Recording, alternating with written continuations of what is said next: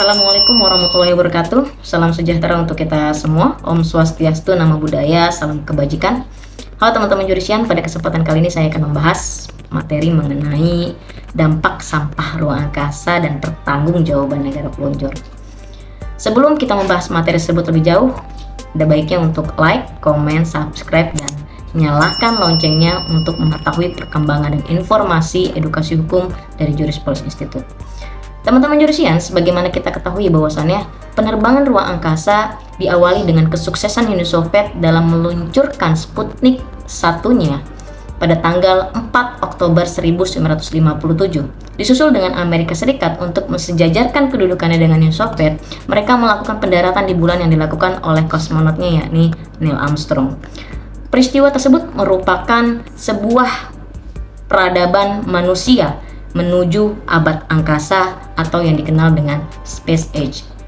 Aktivitas ruang angkasa pada akhirnya berkembang secara signifikan dengan peluncuran benda-benda angkasa ataupun satelit-satelit ke ruang angkasa, yang pada akhirnya satelit-satelit atau benda angkasa tersebut menimbulkan sampah-sampah di ruang angkasa atau yang dikenal dengan space debris. Nah, sampah ruang angkasa atau space debris ini merupakan puing-puing yang dihasilkan dari benda-benda angkasa yang tidak dipergunakan lagi dan benda tersebut berterbangan secara bebas di ruang angkasa.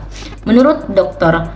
Hugh Fettler, seorang ahli astrofisika, ia mengatakan bahwasannya jika sampah luar angkasa tersebut tidak segera disingkirkan, maka suatu saat akan terjadi ledakan dahsyat dari benda-benda tersebut.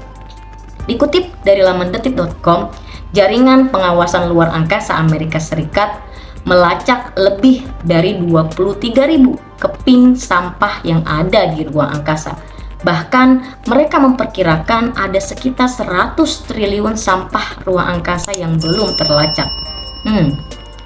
Tahu nggak, Indonesia pernah loh kejatuhan benda angkasa sebanyak 4 kali. Yang pertama terjadi di tahun 1981 di Gorontalo dan 1988 yang terjadi di Lampung.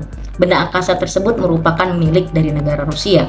Dan yang ketiga, pada tahun 2003 Indonesia pernah kejatuhan benda angkasa di wilayah Bengkulu yang merupakan milik dari RRC atau Republik Rakyat Cina. Dan terakhir pada tahun 2016 di daerah Sumeneb, Indonesia pernah kejatuhan benda angkasa yang diduga milik dari SpaceX asal perusahaan Amerika Serikat.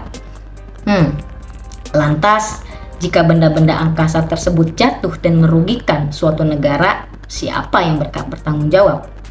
Sebenarnya, tanggung jawab internasional dalam hukum angkasa akan timbul apabila negara peluncur menimbulkan kerusakan sesuai dengan pasal 1 Liability Convention tahun 1972.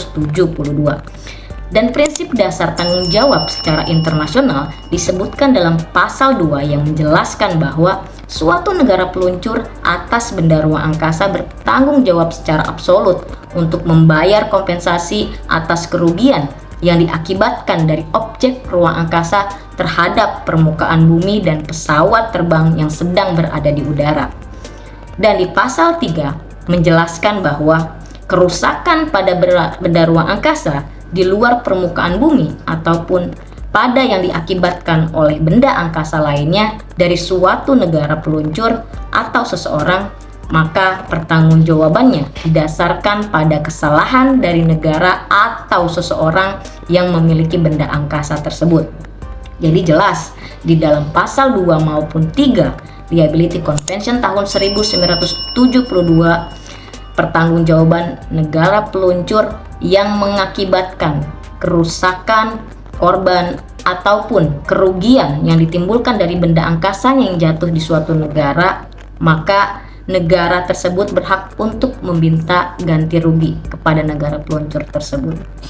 Sampai sini, bagaimana teman-teman jurisian?